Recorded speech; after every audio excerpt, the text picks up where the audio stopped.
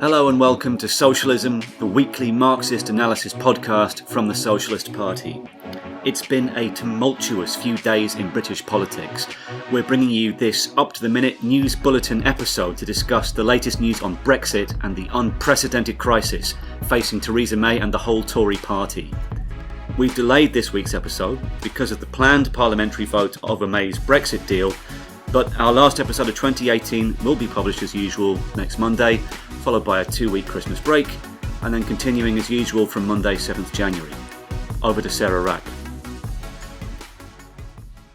Okay, I'm here today speaking to Hannah Sell, the Deputy General Secretary of the Socialist Party, who people will remember from episode 1 of our podcast.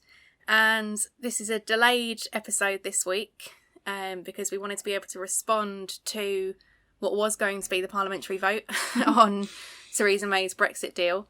And now we're responding to that vote being cancelled.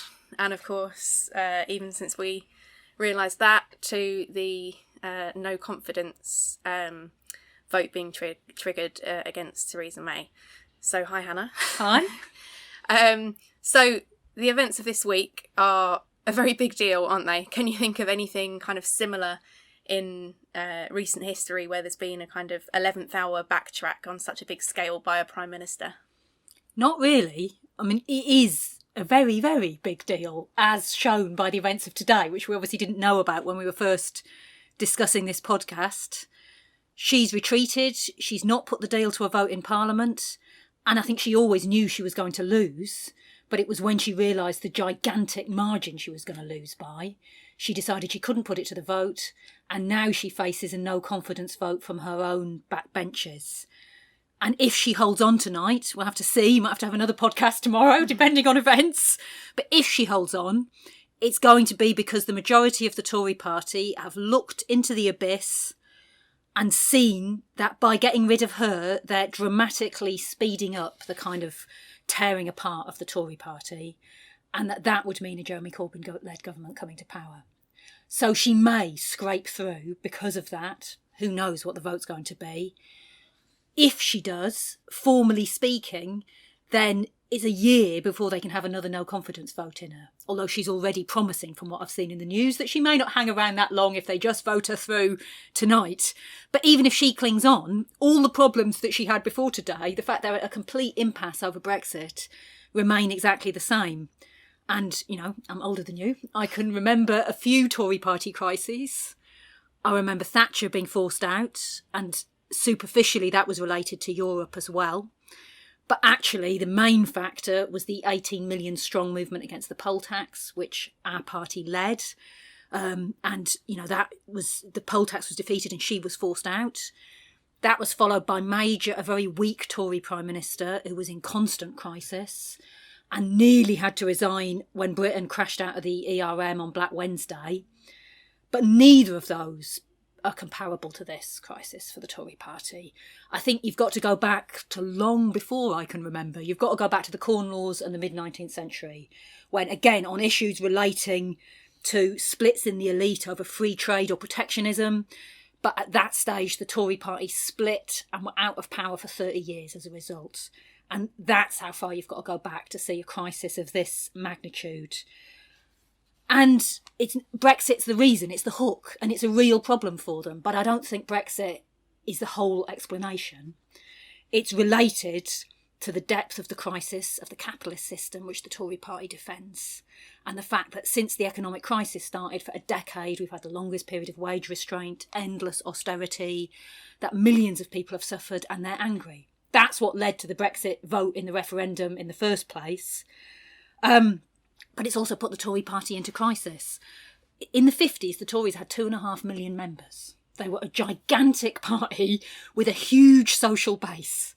Today, they're a dying party. I mean, I think officially they've got about 120,000 members. Most of those are in their 70s. There's hardly anything left.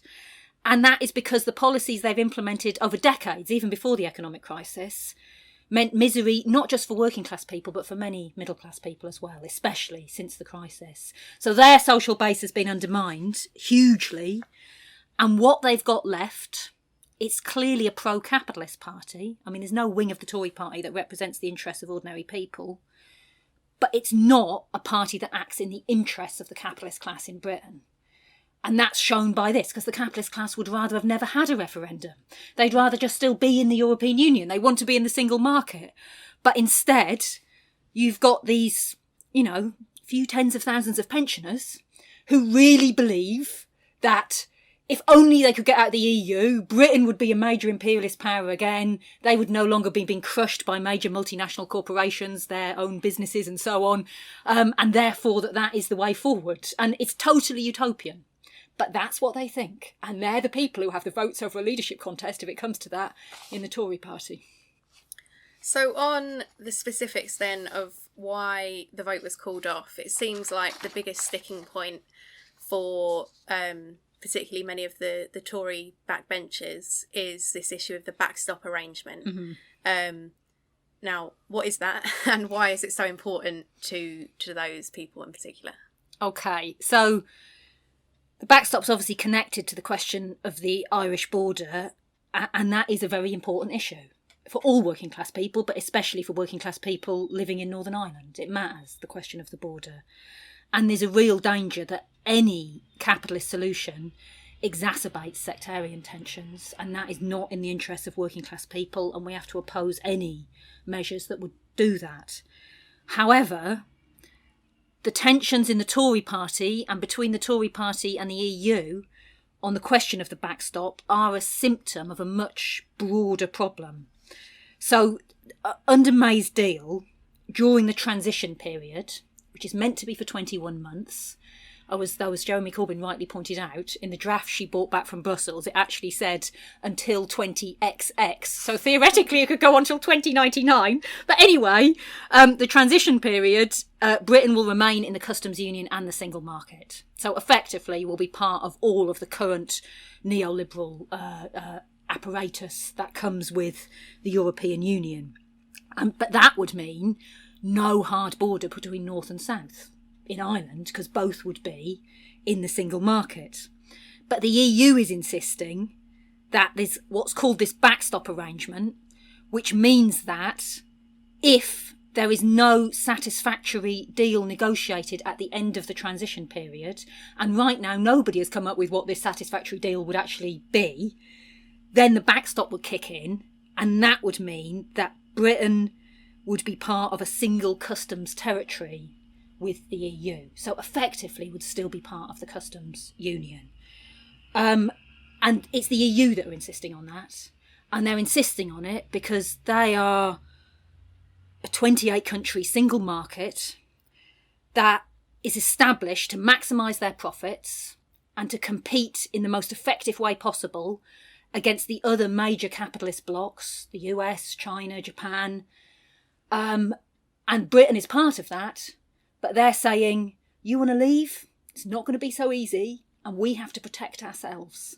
And they're particularly worried from their point of view that there is no dilution of the borders of the single market.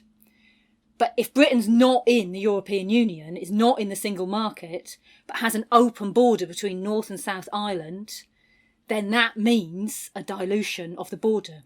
And room for lots of smuggling, goods coming in and out, whatever, I don't know, chlorinated chicken, whatever that Britain's allowing that the rest of the EU isn't, and undermining big business in the EU bloc. So they don't want that. They're pushing for that. The attitude of the Brexiteers is actually, who cares? Smuggle away. They don't give a damn about this question of the border. But the EU does, and so that's why they're pushing on that question. And it's an issue for the Brexiteers because they're worried they're going to end up permanently trapped in a customs union. And they're not wrong from the point of view if you look at May's deal. And so what is the solution to that then? Because Corbyn's been attacked for having a kind of idealist approach to it, that it's been pointed out that, it's been claimed it's not possible to have any arrangement without a backstop plan. So how would we get around this complex issue you've just outlined? Well, it isn't simple for anybody, but our starting point is working class interests. And we don't care about the integrity of the single market. It was Thatcher that signed Britain up to the single market. It comes with all kinds of pro-privatisation, anti-working class rules, and we will be quite happy to undermine its integrity, and we completely oppose a hard border. But how we get round it, how concretely you would fight for it, is linked to the issue of the role a Corbyn-led government could play and how it could appeal to working class interests across Europe and undermine the leaders of the EU, if you like, by appealing to the base. So that's a brief answer. I'll say a bit more on it, but I think that essentially has to be a correct approach. Okay, so May called off the vote, recognised she was going to lose by a big margin, and said that she would go back to get assurances, particularly on this issue of the backstop. But the EU negotiators seem to be saying there's no possibility of reopening negotiations on that at all. So what is she actually hoping to achieve? Well, I mean, she's just hoping to survive, to kick the can down the road, to live another day. And it's been pretty clear prior to this no confidence vote that she's got nothing really from the EU leaders. And I think the most she ever hoped to get was a few warm words. They weren't going to change the fundamentals, but they might have given her some nice statements about desiring to get out of the backstop, to never use it, etc., etc. But May is in a really, really weak position. She's got a party that's split down the middle. No one really supports her deal. It's seen as the worst of all worlds on all sides in terms of public opinion. What options has she got? I mean, if she wins this no confidence vote, what can she do to strengthen her position? She may be tempted, and there's been rumours that she could try to go to the country again, as she did not very successfully last year. But how would she win that? I mean, there would be an analogy with 1974, when a Tory Prime Minister, Ted Heath, went to the country and said, "Who rules Britain? Is it me or is it the miners?" Because the miners were leading militant industrial action at that stage. And the country answered, the miners. I mean, if she was to go now with this deal, and if Corbyn was to do his job right and put forward radical policies for a socialist Brexit linked to a £10 an hour minimum wage, mass council house building, nationalisation of the privatised utilities and so on, he could be elected by a landslide. And he would be, as Prime Minister, in a much stronger position. And this is linked to the point I was making under the last question, because he could appeal to the working class across Europe. Look at all those people on the streets in France at the moment. And Macron was this strong president coming in with his Blairite ideas, and he was going to modernise the economy. And it's been turned to dust because people have said, we're not accepting it, we're taking to the streets, because they're angry about austerity. They're angry about the same things that we're angry about in Britain. And if he was to negotiate saying, what we want is a socialist Brexit, we support absolutely the rights of other EU nationals to continue to live in Britain, to defend their rights, we oppose racism, but we are also saying that we don't want unnecessary barriers, we want free trade between the different countries. But we have red lines, and our red lines are no anti-worker laws, no pro-privatisation laws, no race to the bottom, and we appeal to workers across Europe, come out on the streets and support us. He would be in a very powerful position, actually, to force through a much better deal than May is able to do. He could also say to big business in Britain, who threatens to leave the country because of Brexit, you do that, we'll nationalise you. We'll take over the car plants and we'll run them in the interests of the majority in Britain. So we would also have a much more powerful position from that point of view. So it's clear, it seems, that one of the things that May's hoping by delaying the vote is that it will be an ultimatum to those who are trying to force a deal they're more happy with, of that they have to accept either her deal or no deal, because it will be too late for her to go back to negotiators again. How likely do you think it is that she's going to be successful in that actually the Tory backbenchers and even the Blairites maybe will be forced to come in behind her because they're so terrified of the idea of crashing out? It's a good question, and it's a bit of a how long is a piece of string answer, because I think you can't say at this stage exactly how that is going to pan out. In terms of the Remainer Tory backbenchers, the no confidence vote tonight is going to tell us quite a lot.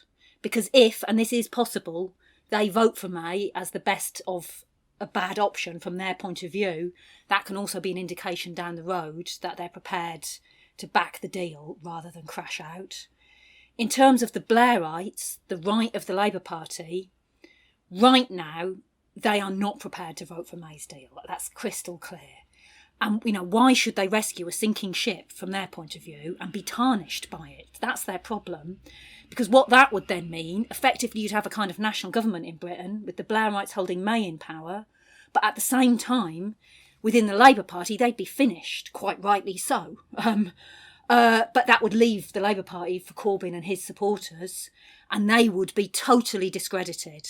So at this stage, they're not prepared to do that for a deal which appears to be doomed and a Prime Minister that appears to be doomed.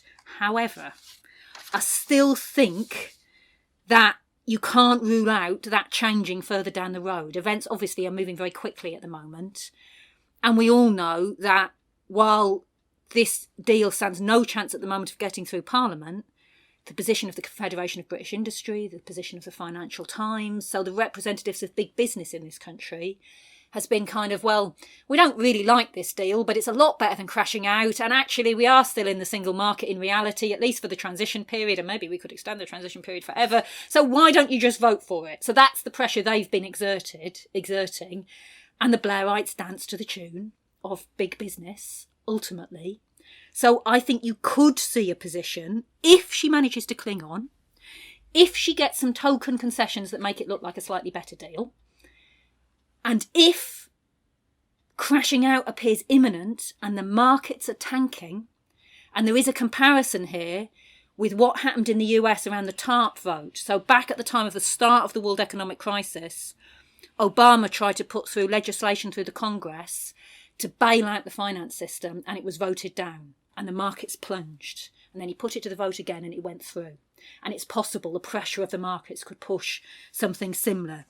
So I don't think you can absolutely exclude the Blairites splitting away in those circumstances, saying we're doing it in the national interests and effectively becoming a national government along with May to stop Jeremy Corbyn coming to power and preventing a disorderly Brexit. But that is very, very politically difficult for them. And the longer things continue down the path we're on, the more likely it is that despite none of them wanting a Corbyn government, despite that being the worst thing for every wing of the capitalist class, it could still be what ends up happening. So, I mean, you mentioned already the possibility of May going to the country or, being forced to take that risk. And it seems like everyone is talking about a general election. That is clearly the obvious thing in the situation. But how can we actually force that situation to come about? I mean, Jeremy Corbyn is saying the right things. He's saying he wants a general election. Unlike, unfortunately, other Labour frontbenchers who sometimes tend to kind of go, yeah, we'd like a general election, but we're not going to get that, so let's talk about a second referendum. Whereas we should be hammering away at the question of a general election. But even for Jeremy Corbyn, it's not enough just to say it in Parliament. That's the problem. You have to mobilise on the streets for that idea. And again, I would draw a comparison with France and the concessions. I know they're still small concessions at this stage, but the movement is not retreating. They've won something and they're going for more in France. And it shows the power of the working class when we act together. In our view, Jeremy Corbyn should be setting the date now for a massive demonstration, probably early in the new year at this point in time, that he says he will lead demanding a general election. And he should be putting a call on all the trade union leaders to say they should be calling for walkouts on that day in support of that demonstration. Let's shut the country down, demanding a general election. And if he combines what he says in Parliament with organising and leading that kind of action on the streets, then it can become unstoppable. And if it did happen, obviously you've outlined what we would want a Corbyn-led government to come out of it, but is our side, in terms of what you've just outlined, both Corbyn's side of the Labour Party but also the movement in general, the trade unions and so on, are we ready for a general election to be called? No. But that's not. We have to call for it now. We have to fight for it. You've got to act while the government is weak and on its knees. You can't say, oh, we're not ready for history, so we'll stand aside. We have to fight for a general election. But it does mean that the measures to get ready are really urgent because we're not ready sufficiently at the moment. So, for example, if you look at the Parliamentary Labour Party, a big majority of them still do not support Jeremy Corbyn's anti-austerity programme, but are the pro-capitalist wing of the Labour Party. Blairites or Blairites by another name in some cases. Unfortunately, we've been fighting for mandatory reselection, which would enable local Labour parties to deselect Blairite MPs and select Socialists. That has not been won, and it's a mistake that's not been fought for by the tops of the Labour left. But there were at least measures put through at the Labour Party conference to strengthen what's called the trigger ballot procedure. But that can only be enacted once the leadership says, now we're in the run-up to an election, let's enact trigger ballots. So that has to be done now. Enact trigger ballots to be ready for a general election as soon as possible, and organise a campaign for those trigger ballots to vote against the Blairite incumbents, which then opens up a process to selecting anti-austerity candidates in the general election. There's also the question of what manifesto is stood on, because the manifesto in the snap election was good. We would want much more, but it was a good starting point. There's no guarantees we'll have the same manifesto next time, and it really matters that we build on the snap election manifesto, not retreat from it, because people will not go and vote Labour because Jeremy Corbyn's a nice man. He's got an allotment. They'll vote for Jeremy Corbyn if they think that a government is going to stand up to big business and implement socialist policies in the interests of the majority, if they think they're going to get a council house, if they think there's going to be a £10 an hour minimum wage, that the health service will have money put into it and will be renationalised. So it matters that the manifesto is good as well. As I've already said, there has to be a movement built on the streets for a general election, but that would also strengthen Corbyn's position after an election if he's come to the power on the basis of millions of people actively supporting the election of a Labour government. But we also have to prepare for what comes after a general election, because this will be the second time, or would be the second time in this era, that you've seen a left anti-austerity government being elected in opposition to big business. And the first was Syriza.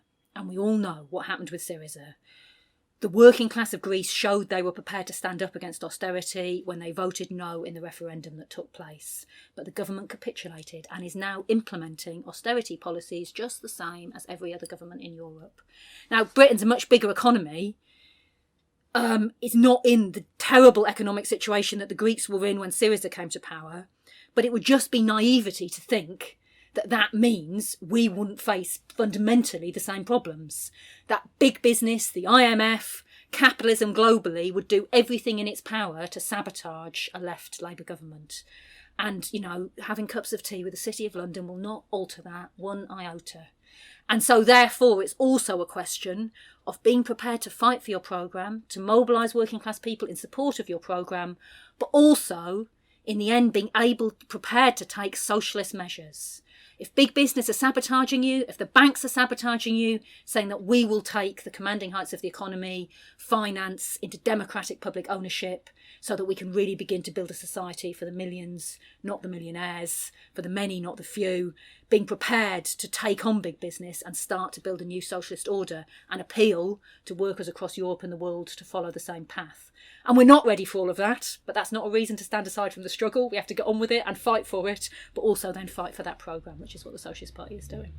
Okay, thanks, Hannah. Obviously, it's a very rapidly unfolding situation, so people should keep an eye on our website for updates and articles and things, and we'll definitely come back to the situation as it unfolds in future podcast episodes. Like Sarah said, head over to our website for updates and also the episode notes at socialistparty.org.uk/podcast, where you'll find some of our articles on this issue.